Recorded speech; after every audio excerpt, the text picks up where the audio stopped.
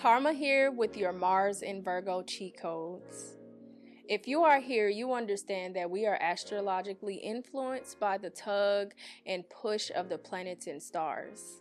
With the understanding of how this influences us in life, we can better navigate life's obstacles. So welcome to the club, and let's jump into the energy around Mars in Virgo.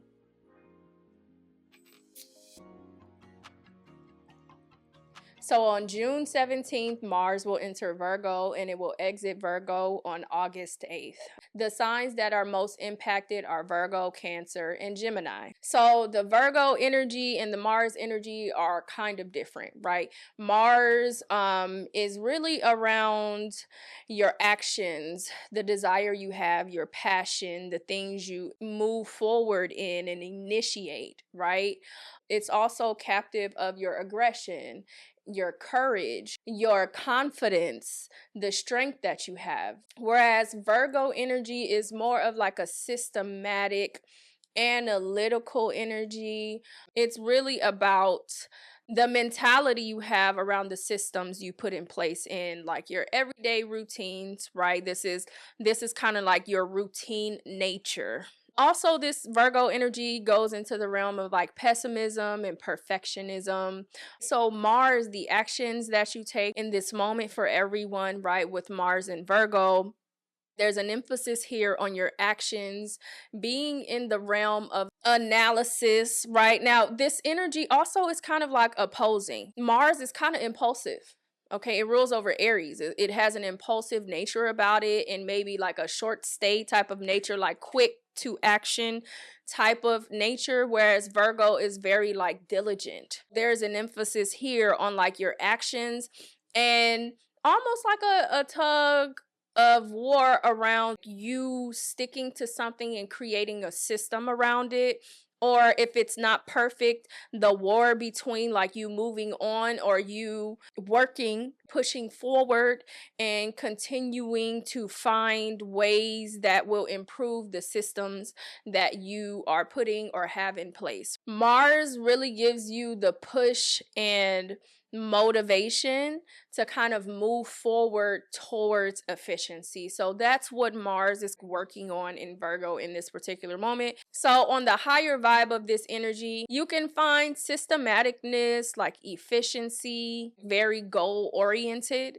And then like on the lower vibration of this can come with perfectionism, criticality, and pessimism. So really, let's talk about the aspects that actually happen.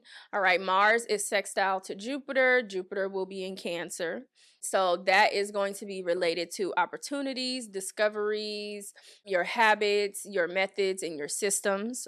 You have Sun sextile to Mars, and the Sun will be in Cancer. So your focus, again, will be around your methods, your home, and like your internal security. Then we have Venus square Mars. This is going to be an energy around like perfectionism and actions around like your mental persuasion. Okay, so we're going to go into, I'm not going to go too deeply into the overall thing because we'll talk about it sign by sign.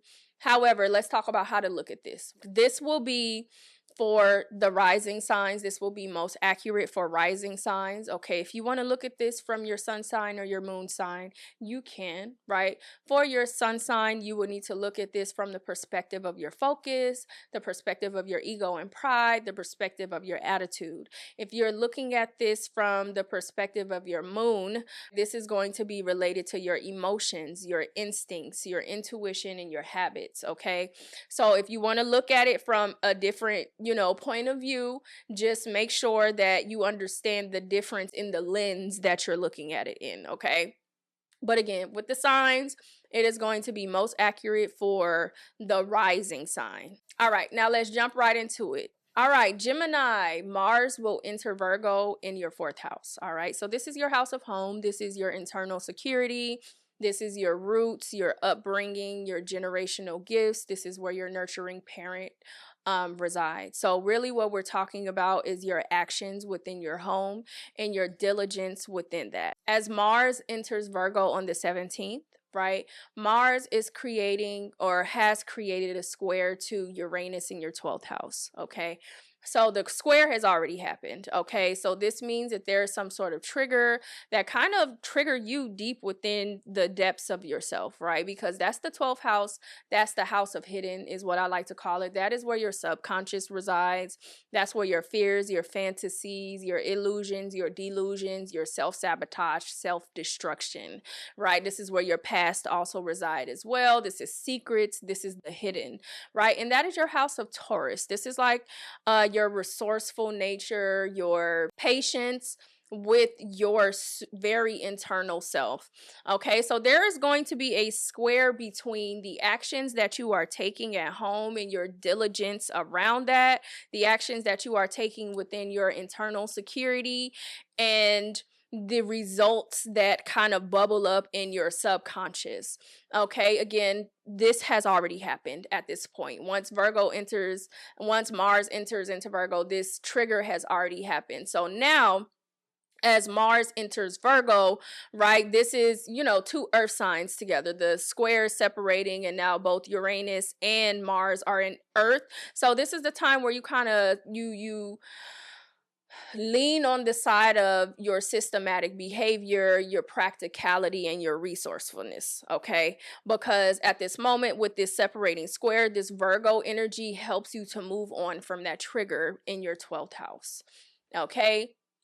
On June 22nd, Mars is sextile to Jupiter. Now, I've already talked about this in the Jupiter and Cancer videos, but we'll talk about it again here, right? So this is an applying sextile to Jupiter in the second house, right? At this point, Mars will go into a combustion with the sun, okay? So there is something here where your intuition may be a little doused out by the effects of the sun.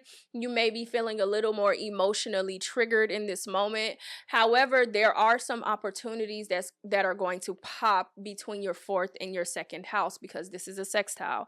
And again, aspects don't dictate whether something is good or bad. We do, and our mentality does, right? So there are opportunities here with Mars in your fourth house, and the actions that you are taking around your home, the courage that you have there, the passion you have at home, right? There's an emphasis here on opportunities arising within like your self-worth, your materials, material desires, your resources, lending and borrowing, finances. This is your appetite for both food and sex, right? And this is your house of Cancer. So this is like your perceptiveness of this realm of your life. This is your sensitivity to these things. You might get a little touchy with people with your stuff, right? So there's an emphasis here on like opportunities at home of you exploring your actions and how that impacts what it is that you value, like your value system. Okay, so pay attention to the intuitive urges that you're having at this point, because this will be to Jupiter, and Jupiter is exalted in Cancer. Okay, so this is heavy emphasis on intuition, but in this particular moment, take things slow. Okay, practice patience, okay, and practice diligence, because once Jupiter comes out of that combustion, the opportunity that has presented itself in this moment may actually not feel as severe, or may not feel as bad as it felt when it presented itself in your life, okay? Because again, this is a very emotional time with the sun and Jupiter in Cancer, and then Mars is sextiling to that, the combusting of Jupiter, right? Either you have super duper heavy intuition, or like your intuition is kind of busted, right? So there's an emphasis here to kind of just watch and pay attention, and continue on with your actions that support your internal security. Up next, on June 26th, we have the sun sextile to Mars. Okay, so again, the sun will be in the realm of Jupiter, right there. This is just a few days later, right? So Jupiter and the sun will combust on the 24th, right? That sextile happens on the 22nd with Mars. Jupiter and the sun combust on the 24th, and then the sun itself is sextile to Mars. Okay, so there is an emphasis here on again, that second house, that fourth and that second house, right? So again, you'll see more opportunities pop up in this moment. So that period, and again, I use close aspects. So it's like 1.5 degrees. This time frame will likely be more than just the days that I am referring to. But I like to talk about the meat of the matter, okay, and not the stuff around it, right? So with the sun, so this is we're talking about the June 22nd, June 24th, June 26th. Those are all important dates because, again, this talks about you coming off of a trigger before Mars entered into Virgo, right? And now Mars is entering into Virgo, and you are concentrating on like your internal security, your home, and your habits around that, your systematic analytical habits around home. And then this has emphasis on your second house, your resources, and the value that you place, right? And your perceptiveness of that. So there's a heavy emphasis on home for you, Gemini. Okay, so pay attention to what is going on between the 22nd and the 26th, right? If it seems like there's random coincidences or, things that kind of show up and you're just like, where did that come from? You need to pay attention to that, right? Because while Mars moves pretty quickly, there are other planets that it is aspecting that it's showing you how your actions impact that energy. Okay, so pay attention. And then last but not least, on July 23rd, as Mars makes its way through Virgo, right, it comes into a square with Venus in your first house. Okay, so Venus represents beauty, love, art, okay, abundance, creativity, intimacy as well, right? So with this energy, Virgo and Gemini don't really mix. Gemini is your first house because you're a Gemini rising. So this is like where your identity is, your curiosity, your curious nature, your flexibility of mind, right? The identity that you have around that. This square energy, right, in the fourth house, there's something that you are acting on or doing at home that kind of might oppose that or might trigger some sort of thoughts or energy around you considering yourself, right? This is where we're like, am I making the right actions? Am I pushing forward in the right way? This is like your analysis coming in. And does this feel good to me? With this Venus energy, this could be in relation to a relationship, right? With Venus in your first house. This is a creative endeavor. Maybe you feel, maybe you don't feel appreciated. There's something here that helps you to kind of consider yourself, okay? So overall, Gemini, there's a need for you to kind of pay attention to home and the actions that you are displaying at home and what that energy is triggering and bubbling up around you, right? So this is by home, I mean your internal security. This could be around your family. This could be around your actual home, real estate. This could be around your upbringing or your parents, okay? Your sense of security, right? Just pay attention to that as Mars works its way through Virgo between June 17th and August 8th, okay? I hope this reaches you well, Gemini.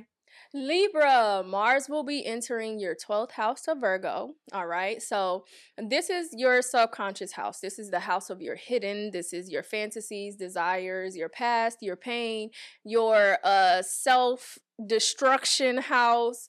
This is the house of spirituality. This is the house of selflessness, right? This is the house of, unredeemed karma. This is the house of mental health as well, right? So the Virgo energy, Mars and Virgo, this is going to concentrate your actions around like your subconscious behavior, like your reactions to your subconscious, your reactions to, really wanting something, or your reaction to really fearing or having fears around some energy. So there's an emphasis here on being systematic about your behavior or analyzing the behaviors or actions that you have around this energy. Okay, as Mars enters Virgo, right, there would have been something that triggered when Mars was in Leo in your 11th house. So this would have been around your community, your friendships, your acquaintances, your alliances, social clubs. This could have been, stocks and bonds. This is your employer's wealth, all that good stuff, right? There's something here that has already happened once Mars hits Virgo, because this would have happened at the last degrees of Leo, and there would have been a square from Mars to Uranus in your eighth house. Okay, so being that Uranus is in your eighth house of Taurus, right? There's an emphasis here on like a sudden change around you, like you moving on from something. All right, so this is like something secrets within a friends group. This could be you literally breaking up with a friend, or creating some sort of enemy. The eighth house represents transitions and transformations and death. Okay, so also the house of karma as well, right? So we're heavy emphasis on karma here for you, Libra. With this energy, with this patience, there could have been something that you have been patient about, or there is an emphasis on like trying to be practical about something. And with Libra, your nature is, peacemaker. You could have, gave someone the benefit of the doubt, or, you could have allowed someone to continue forward in an energy that you wasn't really sure about. And then, all hell broke loose, when Mars was in Leo in that 11th house for you around a friendship or acquaintance, an enemy, you got a new enemy, whatever it was. There's an emphasis here on, as Virgo makes its way into your 12th house, you considering your behaviors, you considering your actions around like your desires, your fears, your worries, right? Your illusions, your delusions, and really coming up with a method going forward, so that that trigger that happened in Leo, in the last degrees of Leo between Mars and Uranus, that trigger, it was supposed to happen so that you can adjust your behavior as it relates to your subconscious. So let's say again in your eighth house, you ultimately moved on from somebody, you had to leave them in the past, but this was a friend, you were kind of curious of, whether or not they were, around you for whatever specific reason, right? Like I feel like maybe, maybe their actions and their behaviors are showing me that maybe they are doing this. But peacemaker, you don't really make too much of a big deal about it because maybe you're wrong. Well, the exposure happens as Uranus comes into a square with Mars in the last degrees of Leo. So now you are recovering from whatever happened between, the last week or 2 weeks, right? You're recovering, and now you're kind of adjusting your behavior. You're thinking about, well, how could I have avoided this? Like, why didn't I say something sooner? So again, this is exploration of your subconscious and the actions and behaviors around that. Okay. As we move on, again, Mars is in your 12th house of the hidden, right? Mystery, secrets, subconscious.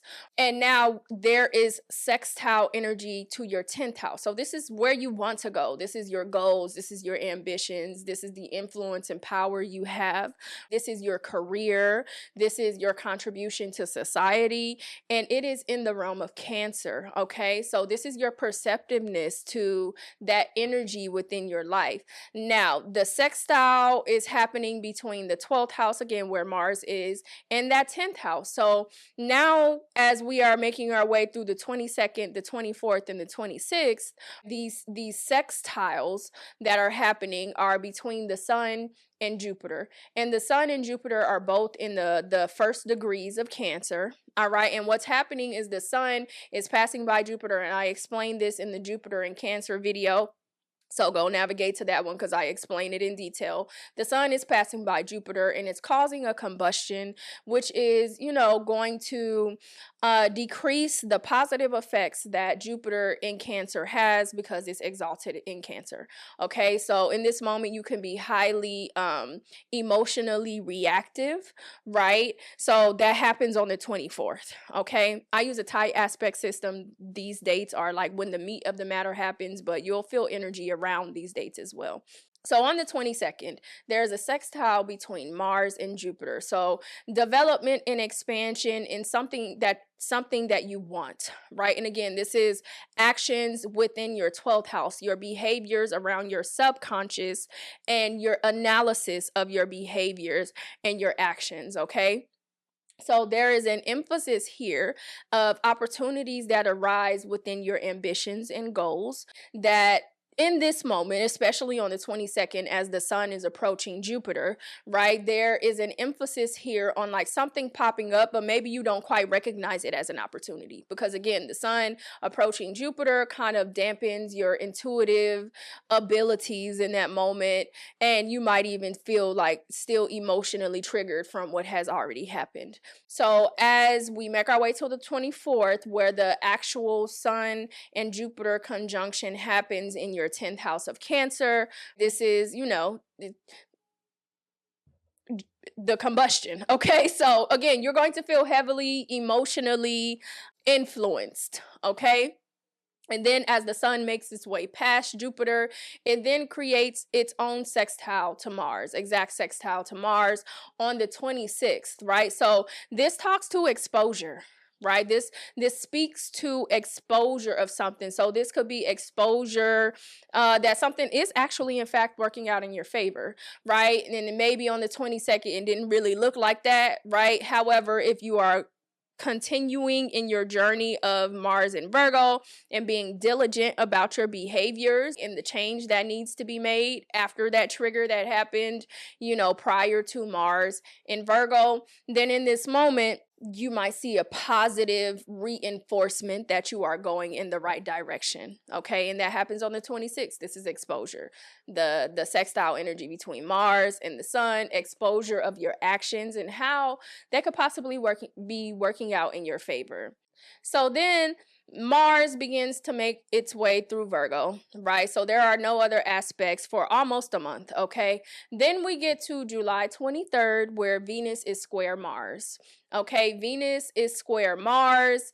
So Venus represents love, abundance, beauty, art, creativity. This is the house of intimacy. I mean, this is the planet of intimacy as well, right? So this is going to create some square energy to your ninth house, which is exploration and discovery.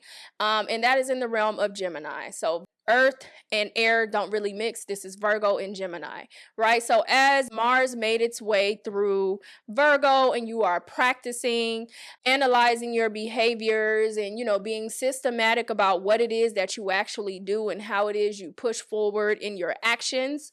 Now, we get to the 23rd, right? And Mars is at the, almost at the end of Virgo and it's about to enter into Libra, right? Your sign. So there's an emphasis here on adjusting your behaviors, okay? There's an emphasis here on adjusting, you've done this thing over and over again. You have shown up and tried to approach some energy in a different way, right? Act differently in this particular scenario. And now we get to the 23rd and it's like, okay, now I'm going to place this challenge here in your path. How are you going to adjust to this? Because this is Gemini energy, right? So this is flexibility. This is curiosity. So now this is square energy, but it's square on purpose. All of these things happen on purpose, right? It's to teach us how to navigate, how to pivot, how to turn around and walk the other way, how to just take a little slight step to the side. This is a slight step, right? This is just an adjustment period, right? This is showing how flexible you can be in that systematic behavior, right? It doesn't have to be the same thing. But if I know, this situation requires me to behave in this way, that situation requires me to behave in that way, that situation requires me to behave in this way, right? You wouldn't just apply your actions across the board, right? So this is another variety in which you are going to have to learn to be flexible in this moment in your behaviors within your subconscious. Okay, so overall, Libra, Mars in Virgo really concentrates on your actions around your subconscious thoughts, your subconscious feelings, right? This is your fears, this is your worries, this is your desires, this is your fantasies, this is your pain and suffering as well, right? So there's an emphasis here on systematic behaviors around that and how to push forward in that energy. Okay, Libra, I hope this reaches you well. Aquarius. Okay, so Mars is going to be entering into your 8th house of transformation. and transitions. Okay, so as we talk about Mars in Virgo, as I said before, this is going to concentrate on your diligence, your analytical behaviors, your systematic behaviors. Now your eighth house represents your, other people's money, your spouse's money, shared resources.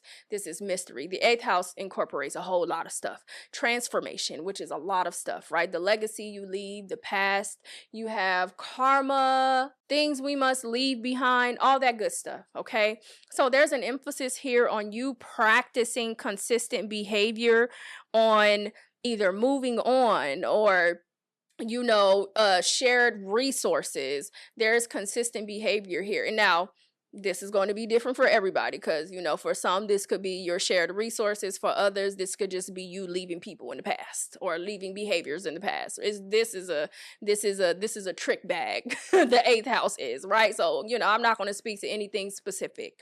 Okay, so as Mars goes into Virgo, and for some people, this is leaving people behind, because your seventh house is your house of Leo. So that's where Mars is coming from. Now, Uranus is sitting in your fourth house of home and internal security. This is your roots, your family, your home, right? This is real estate and land. This is femininity. This is your nurturing parents. This is your origins. This is your sense of security. So as Mars is making its way from Leo, right? It hit the last degrees of Leo right before getting into Virgo on the 17th. Uranus is sitting in the last degrees of Taurus, right? So there's a separating square happening here between Uranus and Mars. Okay, so once Mars enters into Virgo, you're going to feel the release of this energy, right? However, this square actually happened between your seventh house and your fourth house, right? So for some people, you might be leaving a relationship behind. You might actually be leaving a person behind. You might actually be leaving a whole marriage behind. You might be leaving a business partner behind, right? And now your concentration is on leaving it in the past. How do I move on? What actions do I need to put in place so that I can continue to take steps forward for my highest and greatest good? Because this would have been something that triggered something in your internal security, right? And this is something that would have happened between the beginning of June and the 17th of June, okay? Probably before the 17th of June. So now as Mars is working its way through the eighth house of Virgo, this is where you put those systems in place. Your actions and your behaviors help, your consistency there helps you to move on from whatever that trigger was that just happened for you. Okay, now as Mars enters, Virgo again, the 22nd, the 24th, and the 26th are important dates, right? Now, I do talk about this in detail in my Jupiter in Cancer video. So if you want to go watch that, I go into way more detail than I'm about to go in now. But on the 24th, there is going to be a combustion between the Sun and Jupiter, meaning there is a conjunction between the Sun and Jupiter in Cancer in your sixth house, right? And this is your house of daily routine.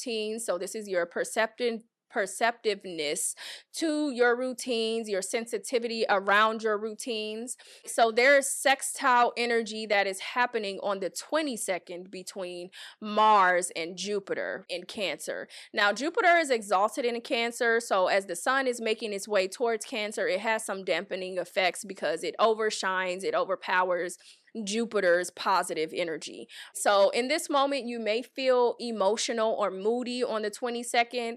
On the 24th, that is when the actual conjunction happens, and then the Sun starts to make its way away from Jupiter. Okay, when the Sun starts to make its way away from Jupiter, it creates another sextile with Mars again in the eighth house. So again, these are two sextiles to the sixth house, between the sixth and the eighth house, but two different planets, right? Or two different planet and star. So there's an emphasis here of something popping up related to development and expansion, and you may not necessarily be receptive to it, or you may not necessarily feel like this is something positive because you'll be in a moody emotional state as it relates to, you know, your routines and maybe your health or your pets or work for you, your independence.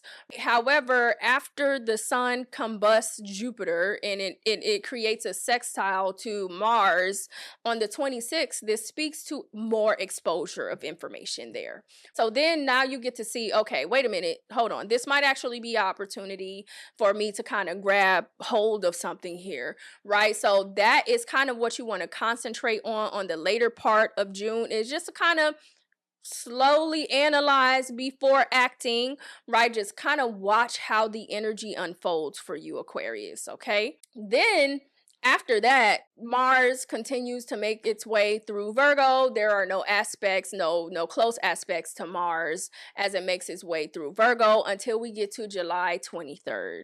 And when we get to July 23rd, it is now in, you know, the last stages of Virgo. And it creates a square to Venus. Now, Venus represents love, beauty, art, attraction, abundance. This is also your relationships, right?